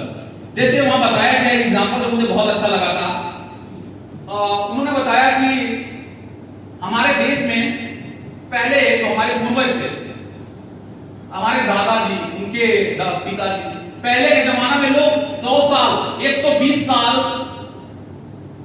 कुछ नहीं होता था उस उम्र में भी उनकी दांत मजबूत रहते थे। वो 100 120 में भी खेतों में काम करते थे, जाकर कोई भी काम तंदुरुस्त रहते थे। लेकिन आज के जमाने में लोग जब 40 साल पार करते हैं ना, तो सबसे पहले तो उनको होता है डायबिटीज, डायबिटिक पेशेंट होते हैं, उनको ब्लड प्रेशर का शिकायत आता है, कार्डियल प्रॉब्लम आता है, हार्ट प्रॉब्लम होती है। उस सर ने मुझे बताया कि अगर एक 5 साल के छोटे बच्चे को भी अगर पीएफटी करवाया जाए, फिजिकल फिटनेस टेस्ट किसी के हॉस्पिटल में जाकर, तो ये 5 साल का बच्चा भी स्वस्थ नहीं है, कोई ना कोई बीमारी डॉक्टर बता देगा कि आपके लड़के को ये बीमारी है, इसको ठीक कीजिए। तो ऐसा क्यों हुआ हमारे देश में कि पहले लोग 100 साल 120 साल में स्वस्थ रहते थे और आज एक बच्चा जन्म से ही बीमारी लेकर आ रहा है। तो वहां पे बताया गया रासायनिक खाद और जैविक खाद क्या होता है। उन्होंने बताया कि किस प्रकार रासायनिक खाद जो लोगों को बहुत लुभावना लगा, जो कि एक स्वीट पॉइजन, एक मीठी जहर थी, धीरे धीरे लोग उस जहर को खाते गए और ये एक दिन में असर नहीं करता, इसको सालों लगते हैं और एक दिन अपना रूप दिखाता है तरह तरह की बीमारी के रूप में। और आज जो हमारा पीढ़ियां है वो पूरा नस्ल बिगड़ गया रासायनिक खाद की वजह से। उन्होंने बताया कि इतिहास हमेशा अपने आप को दोहराता है। रासायनिक खाद पूरी एक प्लांट तरीके, योजना तरीके से भारत में फिट किया गया रासायनिक खाद को, क्योंकि उससे पहले रासायनिक आने से पहले लोग जैविक खेती किया करते थे। क्या पहले के जमाने में कोई रासायनिक छिड़काव होता था क्या खेतों में? ओरिजिनल जैविक यूज होता था, चाहे वो आपके गांव खेतों में, चाहे वो फर्टिलाइजर गोबर से बना हुआ खुद यूज करते थे, अपने जानवर से कोई भी तरह का केमिकल यूज नहीं करते थे। उस केमिकल ने, स्वीट पॉइजन ने किस तरह से बीमारी फैलाया, और इतिहास अपने आप को दोहराता है। फिर से लोग रासायनिक को छोड़कर जैविक की ओर घुस रहे हैं। तो उन्होंने बताया कि आने वाले टाइम में इसका बहुत बड़ा ब्राइट फ्यूचर है इंडिया में, और हमारे पास जो जैविक प्रोडक्ट्स हैं, जो एग्रीकल्चर से रिलेटेड प्रोडक्ट हैं, वो बहुत ही हाई क्वालिटी के प्रोडक्ट हैं, जो आने वाले टाइम में इतनी भारी संख्या में डिमांड आएगी कि लोग उसको दे नहीं पाएंगे। ये चीजें मुझे समझ में आई कि वाह क्या बात है। बहुत सारे प्रोडक्ट के बारे में बताया गया, हमारे तो इतने भी हार्मोन स्ट्रेट प्रोडक्ट हैं, चाहे वो डेली यूज के प्रोडक्ट हो। उस वक्त कंपनी के पास बहुत ज्यादा प्रोडक्ट नहीं था, जब मैं आज से 9 साल पहले की बात बता रहा हूँ, 60-70 मामूली प्रोडक्ट थे। लेकिन आज हमारे पास लगभग प्रेजेंट टाइम में 200 से ऊपर प्रोडक्ट हैं। और आप सबको पता होगा कि इस नए साल में कंपनी ने अनाउंस कर दिया है ऑफिशियली स्टाम्प के साथ, डायरेक्टर सर के सिग्नेचर के साथ, कि 2021 में गैवले कंपनी कम से कम 500 से 1000 न्यू प्रोडक्ट लॉन्च करने वाली है माय डियर फ्रेंड्स। और आप सोच सकते हैं कि अगर 1000 नए प्रोडक्ट आपके बिजनेस में लॉन्च हो रहे हैं इस साल में, तो आपकी बिजनेस, आपकी कंपनी खुद एक सुपरमार्केट बन जाएगी। यस और नो? Yes sir. तो जब बहुत सारी बातें ऐसी बताई गई जो तो मुझे समझ में आया, और बहुत सी चीजें नहीं भी समझ में आई, क्योंकि पहले दिन में जो हमारा पहला दिन होता प्रेजेंटेशन में सब कुछ नहीं समझ पाते। मुझे बिजनेस प्लान बहुत अच्छे समझ में नहीं आया कि कैसे कैसे क्या समझाया गया, टर्नओवर कैसे, प्रमोशन, मैं ज्यादा नहीं समझ पाया। उसके बाद जब वो प्रेजेंटेशन दे लिए, जब बिजनेस के बारे में बता लिए, बताने के बाद कुछ लोग आते हैं अपने बारे में बताने के लिए, जो जैसे फॉर एग्जांपल मैं आपसे बात कर रहा हूँ, या मेरे से पहले भी कोई बात किए तो संतोष बात कर रहा था, और कौन कर रहा था? शिवाजी किया। तो इस प्रकार से कुछ लोग आए सूट बूट में, वो भी, और अपने बारे में बताना स्टार्ट कर दे। एक लड़का था, वो कहता है, नमस्कार दोस्तों, मेरा नाम ये है, XYZ, आप कुछ भी समझो, मेरा नाम ये है और मैं इस बिजनेस में एमरोल्ड लेवल पे काम करता हूँ। एमरोल्ड मींस आप एमरोल्ड को क्या बोलते हो अभी? मास्टर। पहले उसको एमरोल्ड बोलते थे। मैं एमरोल्ड लेवल पे काम करता हूँ और पिछले महीने की मेरी इंसेंटिव इस बिजनेस से 12,000। सभी लोग तालियां बजा रहे थे, मैं तो बस देख रहा था। मेरे अपलाइन भी बता रहे थे, मेरे अपलाइन ने मुझे देखा, तालियां बजा। मैं भी शुरू हो गया, मैं बोला कोई अगला एक व्यक्ति था और वो कहता है, नमस्कार दोस्तों, मैं इस बिजनेस में सप्लायर लेवल पे काम करता हूँ। Supplier means director, great. मैं सप्लायर लेवल पे काम करता हूँ और पिछले महीने की इंसेंटिव मेरा इस बिजनेस से है 18,000। मेरे अपलाइन से पहले कि मुझे देखते मैं पहले ही ताली बजाने लगा। Very good.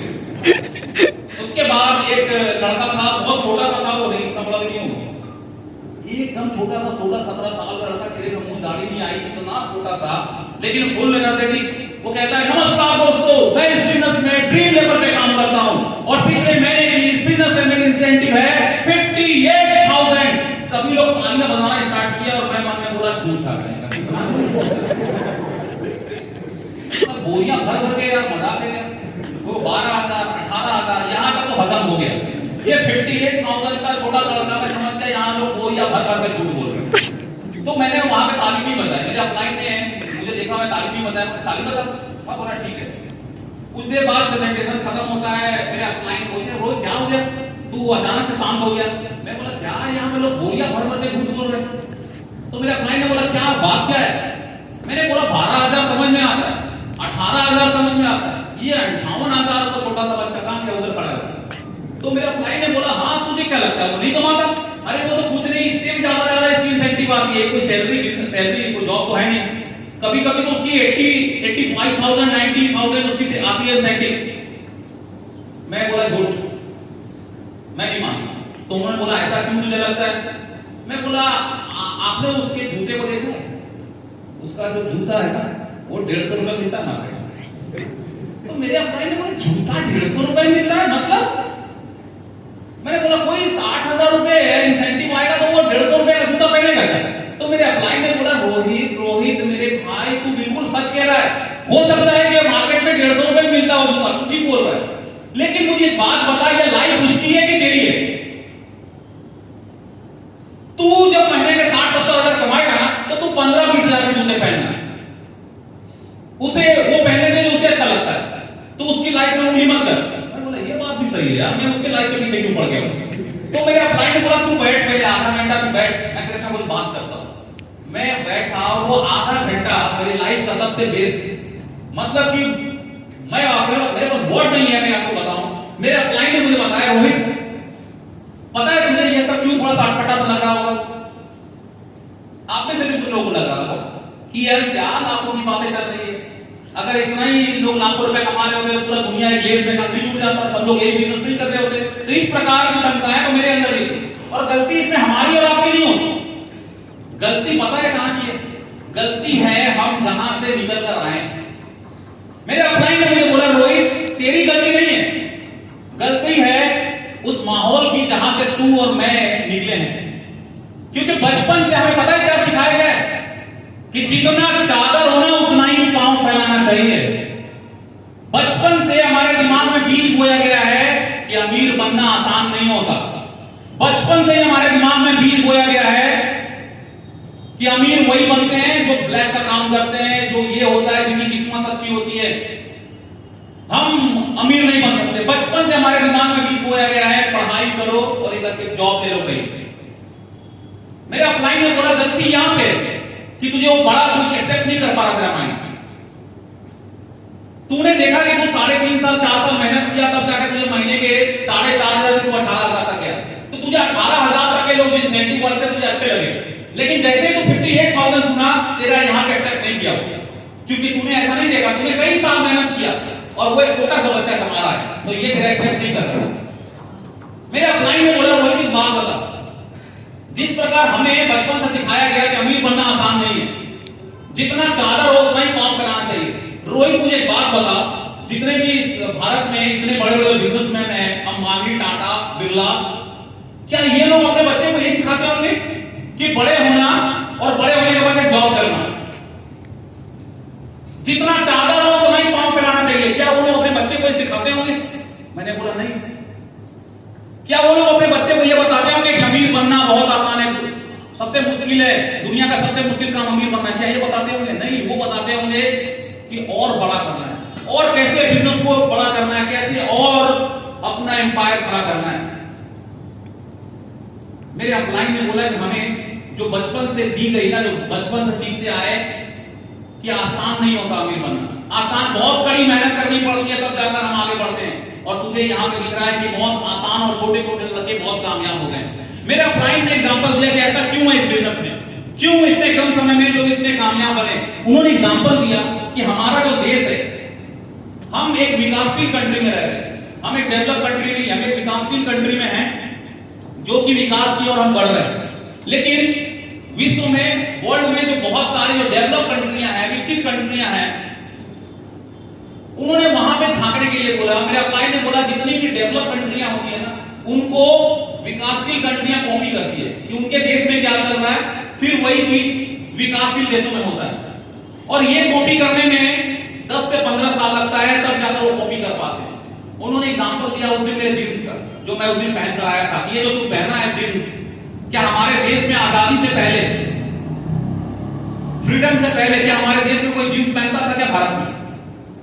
मैं आपको एग्जांपल देता हूं। फॉर एग्जांपल मैं अगर ये सूट पहन के आपके सामने बात कर रहा हूं, क्या आजादी से पहले हमारे देश में कोई भारतीय सूट पहन के घूमता था क्या? सूट पहन के कौन घूमता था? अंग्रेज, ब्रिटिशर्स। जो ब्रिटिश के लोग होते थे वो लोग सूट पहन के घूमते थे, और हम लोग उनकी वेशभूषा से समझ जाते थे कि ये अंग्रेज है।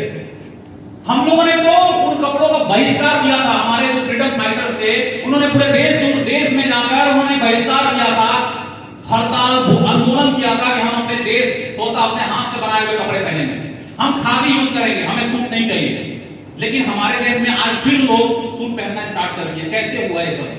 मेरे अपलाइन ने बोला हम ये कॉपी किए हैं उन डेवलप कंट्रियों से, क्योंकि वहां पे जितने भी बिजनेस क्लास के लोग होते हैं, जो ऊपर के लोग होते हैं, जो चाहे वो जॉब में हो, बड़े जॉब में हो, चाहे वहां पे हर तरह के जो बिजनेस रिलेटेड जो काम होता है वो सूट पहन के करता है। इसलिए हम ये कर रहे हैं, उसको फॉलो कर रहे हैं। हमारे देश में अगर एक और एग्जांपल है हमारे देश की फिल्मों की, हमारे देश में बॉलीवुड है, उनके देश में हॉलीवुड है। हमारे देश में ये बड़ी बड़ी फिल्में बनती है 2.5 घंटे की, 3 घंटे की। उनके वहां इतनी बड़ी नहीं, शॉर्ट में 1 घंटे, सवा घंटे की, 1.5 घंटे की हार्डली फिल्म बनती है। लेकिन उनकी फिल्मों को देखना, उनकी अधिकतर फिल्में कुछ मैसेज देती है, कुछ सिखाती है। साइंटिफिक फिल्में बहुत बनती है, साइंस से जुड़ी हुई फिल्में, जिसमें कि इतनी अच्छी आपको ऐसा लगेगा कि एक पल के लिए आपको कहीं और को लेकर चला गया। एक हमारे देश में फिल्में बनती है। हमारे देश में क्या होता है आदमी, एक हीरो है, एक हीरोइन है, एक विलेन है और हीरोइन का बाप है। हीरो हीरोइन को प्यार करता है, बाप को पता चलता है, बाप विलेन को बोलता है ठोको इसे, उसके बाद वो उसको ठोकता है। हीरो हॉस्पिटलाइज होता है, वहां से पट्टी बांध के निकलता है कि मैं आज से छोड़ूंगा नहीं, प्यार की जीत होगी वगैरह वगैरह, और वो विलेन को मारता है। और लास्ट में ऐसा होता है कि लड़की का बाप मान जाता है हीरोइन का और बोलता है जा सिमरन जा, जी ले अपनी जिंदगी।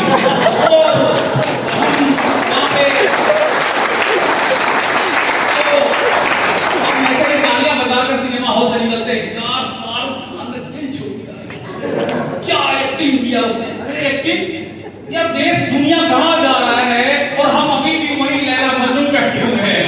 हेलो, वहां पे साइंटिफिक फिल्में ऐसी बनती है जो देखने के बाद आपको विवश कर देंगे कि सच में ऐसा होता होगा।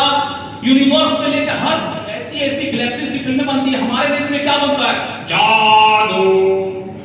वो छोटा सा बंदर जैसा दिखने वाला, वो देखिए कोई मिल गया, वो ऋतिक रोशन का कैसा दिखता है, वो कौन से एंगल से वो एलियन लगता है, बंदर जैसा दिखता है। आज हम वहां उस स्टैंडर्ड में, हाँ 15-20 साल लगेंगे, हम भी बनाएंगे, हमारे देश में ऐसी फिल्म बनेगी। वैसा कॉपी करने में 15 से 30 साल लगेगा। मेरे अपलाइन ने बोला रोहित, जिस चीज को आज हमारे बिजनेस में जो हम कर रहे हैं काम, ये काम इनिशियल फेज है भारत में, लेकिन यही काम 70 सालों से चल रहा है उन डेवलप कंट्रियों में। 70-70 इयर्स हमारे देश में आज इस बिजनेस को करके लोग करोड़पति बने, लेकिन उन डेवलप कंट्रियों में करोड़पति नहीं, अरबपति खरबपति बने इस बिजनेस को करके। हमारे देश में लोग जो अचीवर्स हैं इस बिजनेस को करके क्या कुछ हासिल किए, बड़े बड़े लग्जरी गाड़ी, लग्जरी बंगलोज। लेकिन उन देशों में, डेवलप कंट्रियों में जो लोग डायरेक्ट सेलिंग करके और बड़े टॉप लीडर होते हैं, उनके पास खुद का जेट प्लेन होता है डायरेक्ट सेलिंग करके। जब अपलाइन ने ये बातें बताई कि ये बिजनेस आज का नहीं है, आने वाले टाइम का बिजनेस है।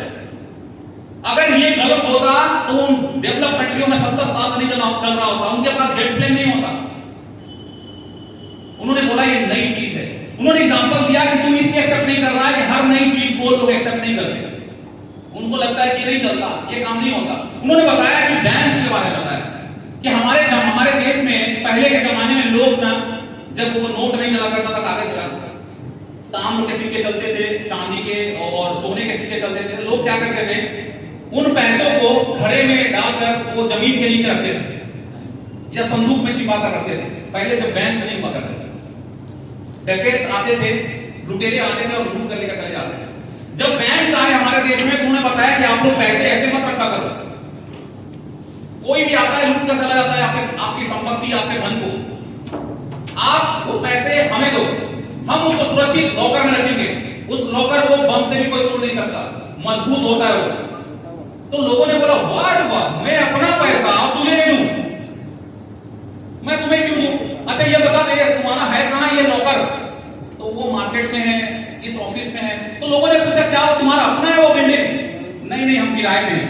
वाह, अपने पैसे तुम्हें रखने के लिए दे, किराए के घर में, कब भाग जाओगे? कम गारंटी। लोगों ने एक्सेप्ट नहीं किया, लोगों को लगा ये बेकार है, ये कौन सा सिस्टम आ गया जो हमारा पैसा उनको दे दे। इनिशियल फेज था, लोग एक्सेप्ट नहीं किए, बहुत सारे लोगों ने एक्सेप्ट नहीं किया, लेकिन कुछ लोग एक्सेप्ट किए और उन्होंने अपने पैसे को उसके तिजोरी में रखा बैंक में। जब लूट हुई, सबके लूट लिए गए, लेकिन इनका तिजोरी में था, उनका बच गया। लोगों में जागरूकता है कि उसके पैसे बच गए क्योंकि उसके लॉकर में थे, चलो हम भी करते हैं। फेस बदला, इनिशियल फेज से फेमस सिटी में आया और फेमस सिटी से आज कंपटीशन में आ गया। आज आप जाओ बैंक में, आज भी बैंक किराए के घर में ही है, आज भी बैंक का अपना नहीं रहता बिल्डिंग, आज भी किराए में है। लेकिन आज जाओ और 10 लाख 20 लाख रुपए लेकर जाओ, आप लाइन में आपको लगोगे, लाइन में लगोगे, आपका पैसा लेगा और वो एक स्टाम्प मारेगा और एक कागज आपको फेंक देगा, ये लो, और आपको कागज देकर घर जाओ। और उस कागज पे आपको इतना यकीन है कि आपके पैसे सुरक्षित हैं। तो उन्होंने जब बताया कि इनिशियल फेज क्या होता है, यही बिजनेस मॉड्यूल भारत में शिफ्ट होने वाला है। हर तरह के जितने भी ट्रेडिशनल मार्केट्स हैं उन पे कब्जा करेगा डायरेक्ट सेलिंग। मेरे दिमाग की बत्ती खुली और मेरे अपलाइन ने बोला तू चिंता मत कर, यही एक प्रोफेशन है जहां से तू अपने कर्ज को दूर कर सकता है। अगर तुझे लगता है कि इसके अलावा भी तेरे पास कोई विकल्प है तो तू जा सकता है, लेकिन मुझे बताना जरूर कि कौन सा काम करने वाला है जो 12 लाख का कर्ज खत्म करेगा, मुझे बताना। 1 साल 2 साल बाद 5 साल बाद मिलते रहेंगे, हम दोनों दोस्त हैं, लेकिन बताना कैसे कर्ज खत्म होता है, कोई विकल्प है? मैंने बोला सर कुछ भी नहीं है। तो उन्होंने बोला फिर विश्वास रख, ऐसे भी तू घर में बैठा हुआ था, लेकिन तू इस बिजनेस में जुड़ेगा, इस बिजनेस में मेरे साथ काम करेगा तो मैं तुझे तो लिख कर दे रहा हूं कि तू अपने सारे कर्ज को दूर करेगा। मैंने दोस्तों इस बिजनेस में मैंने कदम रखा, नया था मेरे लिए ये कॉन्सेप्ट। अगले दिन हर दिन लगातार मेरे अपलाइन मुझे ट्रेन उन्होंने किया, मुझे सिखाया इस बिजनेस के बारे में। उन्होंने बिजनेस के बारे में बहुत सारी और भी जानकारियां दी। वो कंपनी के मैगजीन मुझे दिखाते, जिस मैगजीन में हमारे जो बड़े बड़े अचीवर्स होते हैं उनके बारे में लिखा जाता है, तो वो मैगजीन दिखाते कि रोहित मैं तुझे अपने कुछ अपलाइंस को दिखाता हूं और वो फोटो दिखाते थे, रोहित ये देख, ये हमारे डायमंड है, जिसको अभी क्या बोलते हो प्रेसिडेंट, ये हमारे डायमंड है। जानते हो महीने कितना कमाते हैं? महीने के 3 से 4 लाख रुपए में कहीं नहीं जाता। रोहित ये हमारे बिजनेस में स्टार डायमंड है, स्टार प्रेसिडेंट, महीने के 5 लाख 7 लाख रुपए कमाते हैं। जरा तू बता मुझे कि तू जब महीने के 5 लाख रुपए कमाएगा तो क्या करेगा, क्या क्या करेगा तू अपनी जिंदगी में? मेरे जेब में 5 रुपए नहीं है कि मैं समोसा खाऊं बाहर, और मुझे मेरे अपलाइन कहते हैं 5 लाख तू महीने के कमाएगा तो क्या करेगा? आगे फोटो दिखाते हैं, ये देख हमारे बिजनेस में ग्लोबल डायमंड है, महीने के 8-10 लाख रुपए कमाते हैं। ये देख स्टार ग्लोबल डायमंड है, स्टार रॉयल प्रेसिडेंट, महीने के 15 लाख 20 लाख कमाते हैं। तू मुझे बता, जब तू 15 लाख 20 लाख महीने के कमाएगा तो अपने क्या क्या सपने पूरा करेगा? मैं अपने नीचे अपने चप्पलों को देखता हूं, वाह, पांव में हवाई चप्पल है और बंदे को सामने वाला कह रहा है महीने के 15-20 लाख कमाएगा तो क्या करेगा। कभी तो मुझे लगता था कि मेरे सामने वो ऐसी बातें क्यों करते हैं यार, लेकिन बहुत बाद में पता चला कि वो मेरे दिमाग में फिर से बीज बो रहे थे। जिस प्रकार बचपन से एक बीज बोया गया जितना चादर हो उतना पांव फैलाओ, उसी प्रकार मेरे अपने दिमाग में बीज बो रहे थे कि एवरीथिंग इज पॉसिबल। वो दिमाग में अमीरी की बीज बो रहे थे, वो बो रहे थे कि पहले रोहित यहां से सोचना तो शुरू कर। मेरे अपलाइन बताते थे रोहित अगर ये महीने के 10 लाख कमा रहे हैं तो क्या ये इंसान है या क्या है? इनके पास भी 2 हाथ है 2 पांव है, सोचने के लिए एक सर है, ऊपर वाले ने तुझे भी 2 पांव 2 हाथ 1 सर दिया है, ये कर सकता है तो तू क्यों नहीं कर सकता? मेरे अपलाइन ने मुझे बोला कि रोहित दुनिया में सबसे ताकतवर अगर कोई चीज है तो वो है एग्जांपल, उदाहरण। एग्जांपल में बहुत ताकत होता है। एग्जांपल हमें ये बताता है कि एवरीथिंग इज पॉसिबल, उसने किया है मैं भी कर सकता हूं। दुनिया की सबसे ऊंची चोटी में नाम आता है माउंट एवरेस्ट का, यस और no? Yes sir. Mount Everest हजारों सालों से है, लाखों सालों से है, लेकिन उस पर कभी किसी ने नहीं चढ़ा। लेकिन एक बात, एक इंसान, एडमंड, क्या नाम था उनका, एडमंड हिलेरी, एडमंड हिलेरी ने उस पर फतह किया। सबसे पहली बात, लोग लाइन लग गए।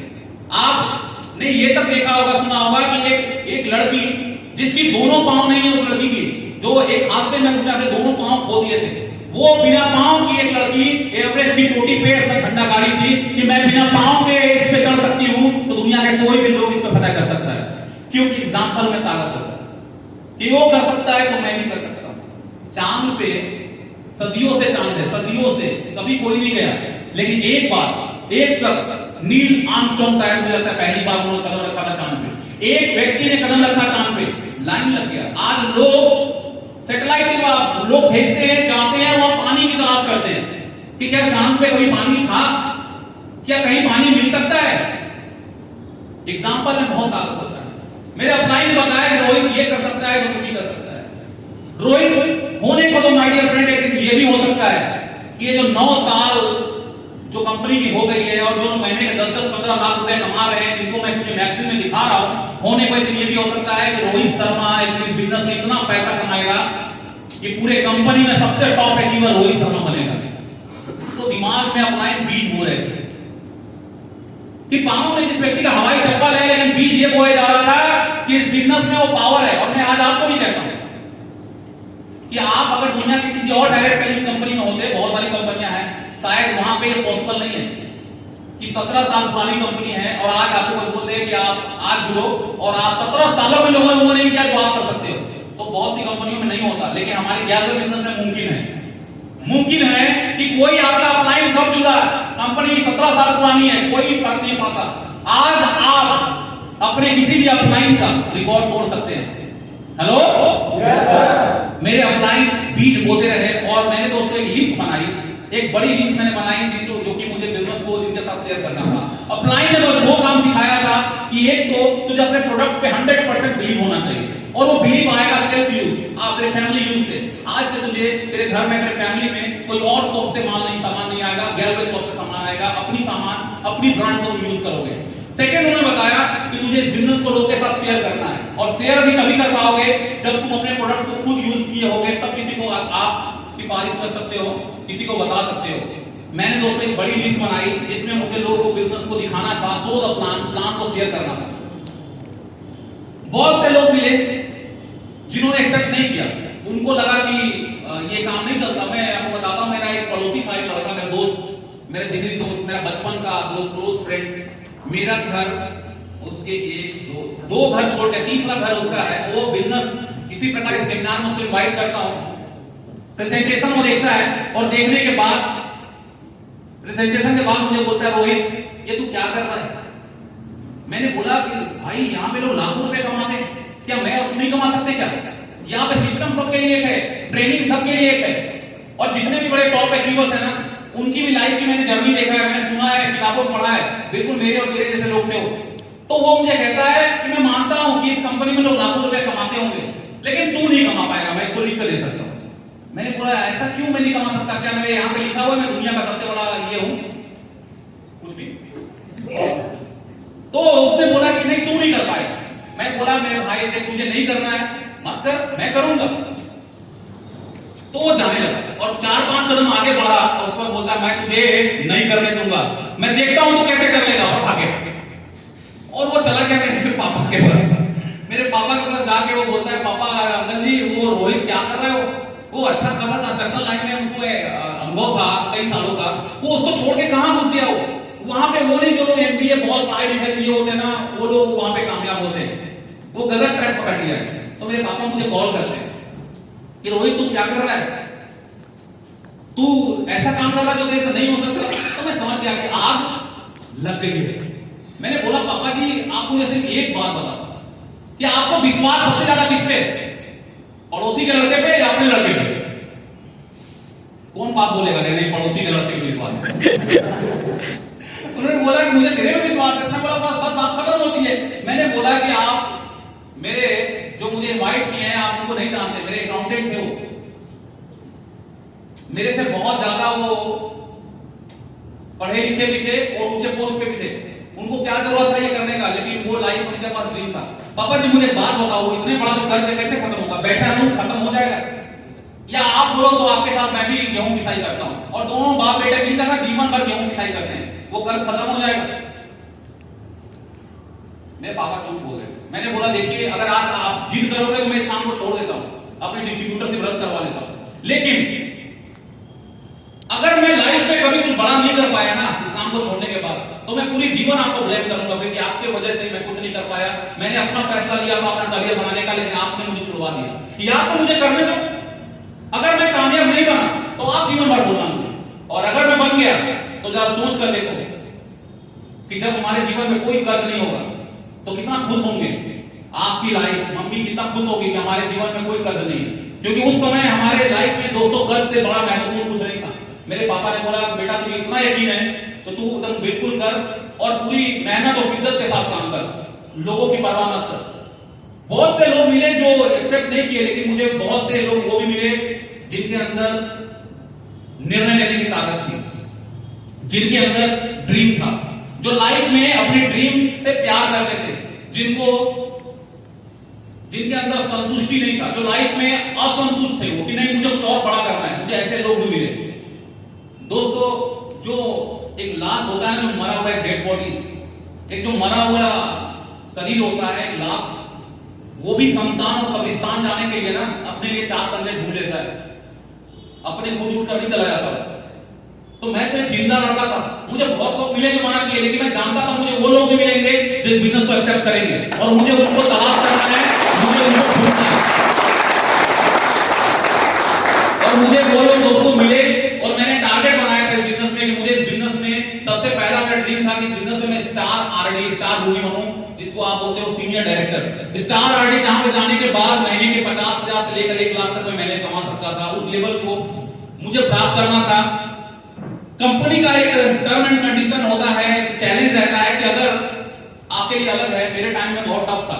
मेरे टाइम में टाइम बहुत कम था, 0 + 4 मंथ, यानी कुल मिलाकर 5 महीने। अगर 5 महीने के अंदर आप रूबी बनते हैं तो आप सिर्फ रूबी नहीं बल्कि स्टार रूबी कहलाओगे, और जब स्टार रूबी बनोगे तो उसके जब अगला प्रमोशन होगा यानी डायमंड का, तो आप डायमंड नहीं बल्कि स्टार डायमंड कहलाओगे। और वहां पे 2% का क्लब था जिसको स्टार क्लब बोलते हैं, जहां पे पूरे भारत वर्ष के टर्नओवर का इस बिजनेस का जितना टर्नओवर है पूरे भारत में, उसकी 2% जो इनकम है उस क्लब में जाती है। और मैंने टारगेट बनाया कि अगर उस क्लब में मैं एंटर करता हूं तो मेरी इंसेंटिव 4 से 5 लाख रुपए हर महीने बढ़ कर आएगी पैसे। देखो अगर मेरे से कोई पर्सनली पूछे ना कि सर मुझे डायरेक्ट सेलिंग क्यों करना चाहिए, तो मैं उनको एक ही सलाह दूंगा कि आपको डायरेक्ट सेलिंग इसलिए करना चाहिए क्योंकि आपको यहां मिलता है रॉयल्टी इनकम। क्या मिलता है? Royalty income.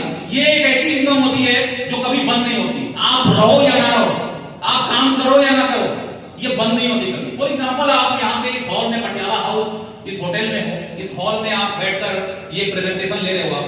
अगर मैं यहाँ की बात करता हूँ, ये जो इनके ऑनर है, उन्होंने एक बार खूब मेहनत किया, पैसे खर्च किए, लगन से काम किया, उन्होंने एक होटल बनाया, उन्होंने एक ये हॉल जहां बैठे हैं होटल उन्होंने बनाया।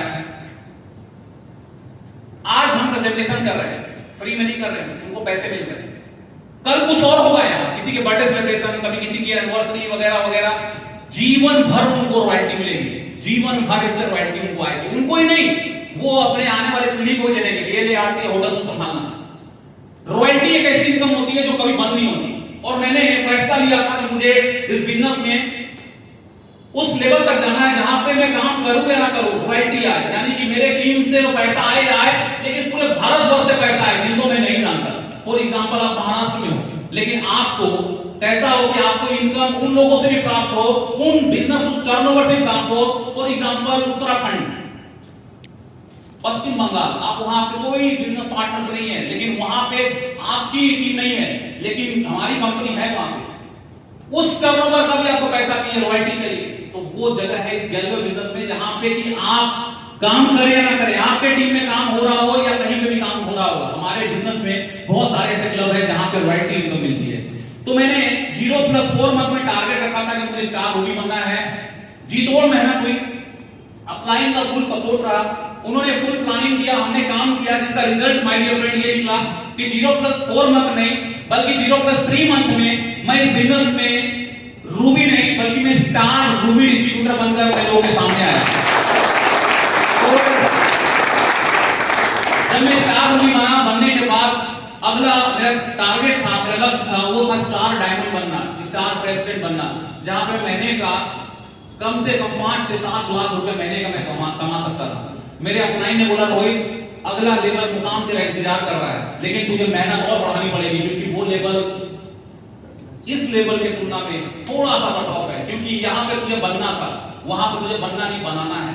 क्योंकि दोस्तों ये बिजनेस में खासियत, एक बहुत बड़ी खासियत ये है कि इस बिजनेस में सिर्फ ये अपने बारे में सोचना है, सिर्फ मैं पैसा कमाऊं और पैसा कोई ना कमाए, ऐसी सोच रखने वाले लोग कामयाब नहीं बन पाते। अगर आप बहुत बड़ा पैसा कमाना चाहते हो तो आपको अपने नीचे पैसे कमाने वाले लोग बनाने पड़ेंगे। यानी कि हम इस बिजनेस में जोड़ो और छोड़ो वाला सिस्टम पे काम नहीं करते, हम उनको तभी जोड़ते हैं जब उनको हम कामयाब कर सके, नहीं तो फिर हमारे संख्या बढ़ाने से कोई फायदा नहीं है। मेरे अपनाई ने मुझे बोला कि अगला प्रमोशन वो प्रमोशन है जहां पे तुझे अपने जैसे लोग बनाने पड़ेंगे। यानी आज तू महीने के 60 से 70 हजार रुपए कमा रहा है इस लेवल पे, तुझे इस कुर्सी को छोड़ना पड़ेगा। तुझे अगर लाखों वाली कुर्सी बैठना है तो अपने नीचे अपनी डाउन लाइन को इस कुर्सी तक यानी इस लेवल तक लाना पड़ेगा। इस बिजनेस का एक उसूल है माय डियर फ्रेंड, कि कर भला तो हो भला, कर भला तो अगर आप किसी का भला कर सकते हो तो ही आपका भला होगा। अगर आप सिर्फ अपने बारे में सोचोगे तो बहुत दूर नहीं जा सकते। इस बिजनेस का ये रूल है कि आप किसी को कामयाब करके खुद को कामयाब कर सकते हो। मैंने दोस्तों अपनी डाउन लाइन में मुझे अपने 3 डायरेक्ट लाइनों में अपने जैसे रूबी खड़ा करना था, यानी सीनियर डायरेक्टर खड़ा करना था, और बहुत ज्यादा वक्त नहीं लगा क्योंकि सिर्फ मैं नहीं बल्कि मेरी पूरी नेटवर्क, मेरी पूरी टीम मेहनत कर रही थी। जब मैं स्टार रूबी बना था तो आपके जो स्टार रॉयल प्रेसिडेंट है संतोष किशन धोत्रे जी और आपके रॉयल प्रेसिडेंट शिवाजी थोराट जी पर्ल डिस्ट्रीब्यूटर बने थे। पर्ल बोले तो अभी क्या बोलते हैं उसको, एडी लेवल पे बने थे, यानी पहला प्रमोशन लिए थे। और उस वक्त ये लोग बहुत मोटिवेट हुए कि यार रोहित सर स्टार रूबी बन गए, वो बन सकते हैं तो हम क्यों नहीं बन सकते। एक टीम में एक माहौल, एक उत्साह पैदा हुआ, जिसका रिजल्ट ये रहा दोस्तों कि अगला प्रमोशन मुझे डायमंड बनने में बहुत ज्यादा टाइम नहीं लगा, ओनली 0+7 मंथ। 8वें महीने में मैं इस कंपनी में डायमंड नहीं बल्कि स्टार डायमंड यानी कि स्टार प्रेसिडेंट डिस्ट्रीब्यूटर बनकर लोगों के सामने आया। और जब मैं स्टार प्रेसिडेंट बना, इनकम महीने के 5 लाख 6 लाख जो सबसे हाईएस्ट इंसेंटिव उस लेवल पे मुझे आई थी, वो 9 लाख कुछ रुपए का इंसेंटिव था माय डियर फ्रेंड, 1 मंथ का, एक महीने का सबसे हाईएस्ट इंसेंटिव मेरा रहा उस लेवल पे। उस लेवल पे सबसे पहले मैंने जो काम किया वो ये कि मैंने अपने परिवार को कर्ज से मुक्त किया। मैंने, मेरे पिता ने जितने लोगों से जितना पैसा उन्होंने लिया था मैंने उनको पैसा वापस किया, सूद समेत वापस किया, और मैंने उनको ये भी कहा कि आपका ये आभार मैं कभी भूल नहीं पाऊंगा। आपने मेरे पिता का हेल्प किया, मदद किया, मैं इसको कभी नहीं भूल सकता जब तक जीवन रहेगा। मैंने सबको धन्यवाद किया और मैंने अपने माता पिता को बताया कि पापा अब आपको कुछ भी करने की जरूरत नहीं है, गेहूं पिसाई वगैरह, आप अब चिंता मत करो, दुनिया की जितनी बड़ी खुशियां हैं वो आपके कदमों में होगी, क्योंकि आपने रोहित के लिए जो किया है वो मैं कभी नहीं भूल सकता। क्योंकि मुझे सब पता चलता था कि पहले लोग क्या बोलते थे कि ये मर जाता तो अच्छा होता, लेकिन आपने हार नहीं माना। अब मेरा टाइम आया है, मैं आप लोग के लिए हर वो चीज करूंगा। मैंने उनको बताया कि अगर मेरा टारगेट है, मैं यहाँ पे एक टाइम था कि मैं मिट्टी को घर को तोड़वा कर एक छोटा सा पक्के का मकान बनवाना चाहता था, लेकिन अब वो पक्के का मकान नहीं बनेगा बल्कि अब बनेगा बंगला। हेलो, अब बंगला बनेगा। आप बस क्या करना, उस बागान में फूलों को पानी डालना, मम्मी को लेकर मॉल जाना, फिल्में देखो, ऐश करो जो लाइफ बची है। हेलो, आज सब कुछ है लाइफ में माय डियर फ्रेंड। खैर हम टॉपिक पे आते हैं। प्रेसिडेंट बनने के बाद मेरी सफर यही नहीं खत्म हुई। मेरे अपलाइन ने बोला रोहित कैसा लग रहा है तुझे, मान सम्मान, आज लोग जानते हैं कि रोहित शर्मा मात्र 8 महीने में स्टार डायमंड बना है इंग्लिश कंपनी में। उन्होंने बताया कि अगला लेवल रॉयल प्रेसिडेंट यानी ग्लोबल डायमंड तेरा इंतजार कर रहा है, जहां पे तू महीने के 15-20 लाख कमाएगा। लेकिन ये बहुत लंबी और बड़ी छलांग है। यहां फिर से वही डुप्लीकेशन, कर भला तो हो भला। अगर तुझे उस लेवल तक जाना है तो अपने नीचे महीने के 5-7 लाख रुपए कमाने वाले लोग खड़े करने पड़ेंगे। दोस्तों अप्लाइन से प्लानिंग लिया, मेहनत किया, जी खोलकर जी तोड़कर पूरी टीम के साथ मिलकर काम किया, डाउनलाइंस के साथ, जिसका रिजल्ट ये मिला कि मुझे इस बिजनेस में ग्लोबल डायमंड यानी रॉयल प्रेसिडेंट बनने में जो वक्त लगा वो था 0 + 26 यानी 27वें महीने में मैं इस कंपनी में ग्लोबल डायमंड नहीं, रॉयल प्रेसिडेंट नहीं, बल्कि मैं स्टार रॉयल प्रेसिडेंट बनकर बिजनेस में हो गया। आज इस बिजनेस का देन है कि आज जो मैंने सपने ड्रीम्स देखे थे, कई सारे ड्रीम्स पूरे हुए, कई सारे अभी भी बाकी हैं, क्योंकि हमने इस बिजनेस में अगर कुछ सीखा है तो वो यही सीखा है कि और बड़े ड्रीम देखो, एक ड्रीम पूरे हो और अगेन उससे बड़े ड्रीम देखो, क्योंकि आपके हर बड़े ड्रीम को पूरा करने की क्षमता रखता है गैलर बिजनेस। मैंने अपने मम्मी पापा को ड्रीम बताया था कि बंगलो होगा एक दिन। आज रोहित शर्मा मिट्टी के घर में नहीं रहता, आज मेरे पास 3 करोड़ का आलीशान बंगला है, जहां पे मैं और मेरी फैमिली, मेरे मम्मी पापा, मेरी वाइफ, मेरी 2 साल की छोटी सी बेटी है आराध्या नाम है। आज हम अपनी वो एक रॉयल लाइफ जीते हैं जो कभी आज से 9 साल पहले यहाँ पर बीज भी नहीं बोया गया था। वो तो इस बिजनेस में आने के बाद बोया गया कि बंगलों में भी रहा जा सकता है, हर सपने पूरे किए जा सकते हैं। यहाँ तक कि अभी पिछले महीने मेरे बंगलों पे हमारे माननीय डायरेक्टर श्री सरबजीत सर का आगमन हुआ था। एक बार जोरदार तालियां हमारे डायरेक्टर। उन्होंने बोला कि रोहित, एक लाइन उन्होंने बोला सुनकर मेरा दिल आनंदमय हो गया। रोहित तुम्हारा जो बंगलो है, उन्होंने पूरा हर जगह उन्होंने वो अपना घूमे देखे, इंटीरियर डिजाइनिंग, एक्सटीरियर सब कुछ। उन्होंने बोला रोहित लोग सोते हैं तो सपना देखते हैं, रात में लोग सोते हैं तो सपना देखते हैं, और तू तो जब जागता होगा ना सोकर तो भी सपना ही है। Hello, yes sir. यानी ये भी एक सपना ही है जहां पर तुम जाग रहे हो, यानी दिन और रात तुम्हारी जीवन सपने में ही दिख रही है। आज प्राउड होता है दोस्तों कि मैं एक ऐसे बिजनेस में हूं जहां पे ना सिर्फ मेरी लाइफ बदली, आज बहुत सारे लोगों की जिंदगियां बदली है। बहुत सारे लोग ऐसे हैं मेरे डाउनलाइन टीम में, हजारों की संख्या में ऐसे हैं जो महीने के 40 से 50 हजार रुपए कमाते हैं, लाखों रुपए कमाने वाले सैकड़ों में हैं। आपके सामने मेरे लेवल पे 2 लोग बैठे हुए जो मेरे ही लेवल पे काम करते हैं। आज इस बिजनेस का देन है कि आज रोहित सिर्फ पैसों से अमीर नहीं बना, बल्कि मैं बहुत चीजों में मेरे लाइफ में अमीरी आई। आज मेरे मम्मी पापा खुद वो जानते हैं कि रोहित सिर्फ पैसा नहीं कमाया बल्कि एक इंसान बना। मैंने पहले भी आपको बताया मेरे को ठीक से बातचीत करना नहीं आता, इस बिजनेस ने सिखाया। लाइफ कैसे जिया जाता है नहीं पता था, इस बिजनेस ने सिखाया। कैसे बड़े ड्रीम देखे जाते हैं, इस बिजनेस ने सिखाया। बाहर बोले तो इस कंपनी की बाहर में वर्ड यूज कर रहा हूं, अगर इस कंपनी में ना होकर लोग दुनिया में बहुत सारे काम कर रहे हैं। आप झांकना एक बार, जब आप तरक्की कर रहे होते हैं ना, तो दूसरा चौथा लोग तीसरा लोग आपसे जलना स्टार्ट करता है, जलने लगते हैं लोग आपसे कि ये कैसे इतना अमीर बन रहा है, कैसे इतना कामयाब हो रहा है। लोग आपकी टांग खींचने लगते हैं कि ये नीचे गिरे। लेकिन हमारे बिजनेस में ऐसा नहीं होता कि लोग आपसे जलते हैं, बल्कि आपका अपलाइन आप पे प्राउड करता है कि ये मेरा डाउनलाइन है यार, आज ये इतने लेवल पे है, इतनी बड़ी इंसेंटिव आती है, इतना मान सम्मान है, अपलाइन को प्राउड होता है। आपका अपलाइन जलता नहीं है। बाहर में लोग टांग खींचते हैं, लेकिन यहाँ पे आपका अपलाइन आपका हाथ खींचता है। आपका अपलाइन आपको कहता है हाथ दे, विश्वास कर, मैं तुझे अपने लेवल पे लेके आता हूं, और वो आपका हाथ खींचकर अपने लेवल तक लेकर जाता है।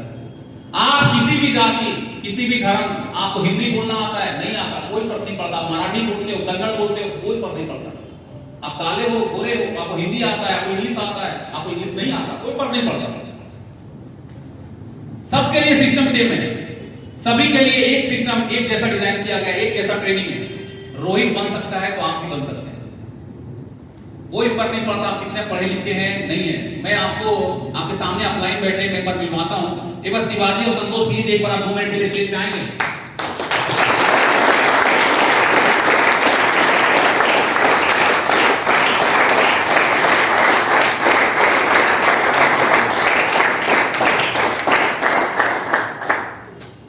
आप इन दोनों को देख पा रहे हैं? ये आपके अपलाइन है, star royal president Santosh Kishan Dhotre ji, royal president mister Shivaji Ramesh Thorat ji. ये संतोष किशन धोत्रे जी बहुत पढ़े लिखे हैं, बहुत ज्यादा। ये मेरे बच्चा को देखकर कोई बोल सकता है कि अनपढ़ है? जरा सूट देखो, जरा कपड़े देखो, इसकी बातचीत करने की शैली देखो, ये है गैलरी बिजनेस। कि आपको कभी कभी तो मैं आश्चर्य पड़ता हूं जब इसको सुनता हूं,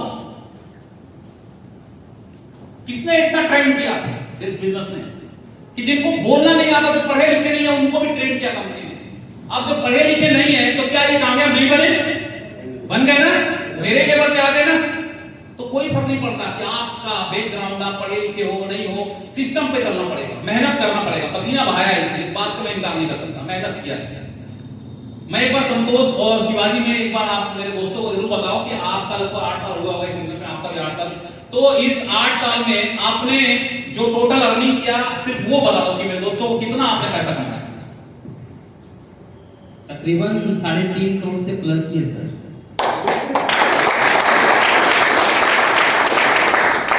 2 करोड़।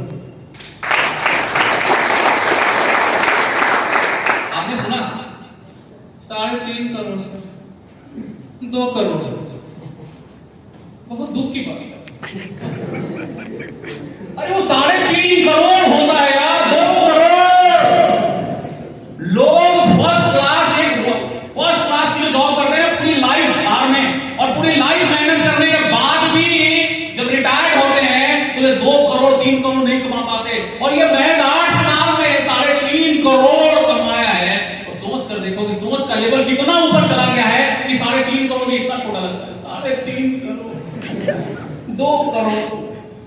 ये गैलो बिजनेस का देन है कि आपकी सोच इतनी बड़ी कर देती है ये कि आपको 2-3 करोड़ तो लगता है कि ये बस बहुत छोटी सी अमाउंट है। एक बार जोरदार तालियां आपके करेंगे।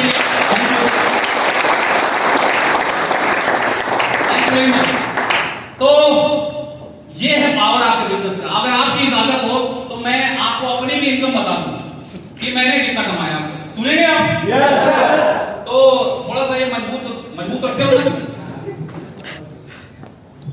ठीक है? या छोड़ दूं क्या? हाँ बता दूं। तो देखो, सबसे पहले तो मैं आपको बताता हूं, एक इनकम वो बताता हूं जो आज से 3 साल पहले का, जब मैं थोड़ा बीमार गिरा था और मेरे को बस हॉस्पिटल घर यही चल रहा था। मैं बिल्कुल एक्टिव नहीं था इस बिजनेस में, लगभग 10 महीने तक, 10 मंथ मैं इस बिजनेस में एक्टिव नहीं था। कोई सेमिनार, कोई मीटिंग्स कहीं नहीं, घर पे बस, घर अस्पताल घर। कंपनी ने भी कहा रोहित तू आराम कर, तबीयत ठीक हो तब तू आना, तू ध्यान देना बिजनेस में। 10 महीने में बिजनेस से बाहर था। क्या मेरी इनकम बंद हो गई होगी? क्या लगता है बंद हो गई? लेकिन अगर इस बिजनेस में मैं नहीं होता, कहीं और दूसरा काम कर रहा होता और 10 महीने तक काम पे नहीं जाता, काम नहीं करता, क्या पैसे मिलते? नहीं मिलते। मैं आपको उस 10 महीने की इनकम बताता हूं, जिस 10 महीना जो मैं बेड पे था, क्योंकि बेड पे मैं था, मेरी पूरी नेटवर्क और गैलवे कंपनी बेड पे नहीं थी। उस 10 महीने में जो मेरी इंसेंटिव आई थी बिजनेस से, वो था 1 करोड़ 11 लाख रुपए घर बैठे बैठे।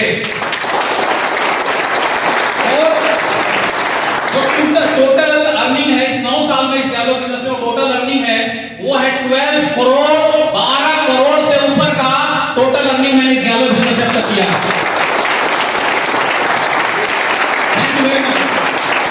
बस दोस्तों, जाते जाते एक मैसेज आपको देकर जाता हूं। सफलता चाहिए आप सबको, सक्सेस चाहिए, एक बार हाथ दिखाना एक बार सभी को चाहिए। ग्रेट। मैं एक छोटा सा आपको एग्जांपल देकर जाता हूं।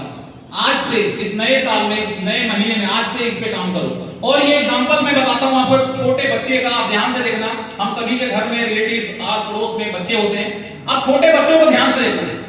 बच्चे आपको कामयाबी के 3 बहुत बड़े गुण सिखा कर जाएगा। अगर उन 3 गुणों को अपने लाइफ में आज से आप लागू कर लोगे, आज से उसको आप उतार लोगे अपने लाइफ में, तो आपको सफल होने से दुनिया की कोई ताकत रोक नहीं सकता। बच्चों को देखना, बच्चे हमेशा खुश रहते हैं, मुस्कुराते रहते हैं, और वो आपको सिखाता है कि लाइफ में अगर बड़ा बनना है, सफलता चाहिए, तो सबसे पहले खुश होना सीखो, मुस्कुराना सीखो। पहले हम भी मुस्कुराया करते थे, छोटे थे, बड़े होते चले गए, टेंशन, करियर का टेंशन, लाइफ में सफलता चाहिए टेंशन, मम्मी पापा को कुछ बन के दिखाना है टेंशन, शादी करना है, कुछ बड़ा बन के शादी करूंगा टेंशन, और हम हंसना भूल गए। लेकिन मैं आपको फिर से कहता हूं कि हंसना शुरू करें आप, टेंशन लेने से कुछ नहीं होता। वो बच्चा आपको सिखाता है कि कैसी भी परिस्थिति चल रही है, कोरोना है, बिजनेस डाउन हुआ है, चैलेंज है, कोई बात नहीं, पहले हंसना सीखो, आप मुस्कुराना सीखो। क्या आप सबको हंसना आता है? Yes sir. एक बार मुझे हंस के दिखाओ सभी लोग एक साथ। ये क्या? ये शाहरुख खान वाली खटखटिया हंसी, ऐसे ऐसे नहीं क्या, कुछ खुलकर वाली हंसी बोल रहा हूं। एक बार आप सब लोग खुल के हंस के दिखाइए।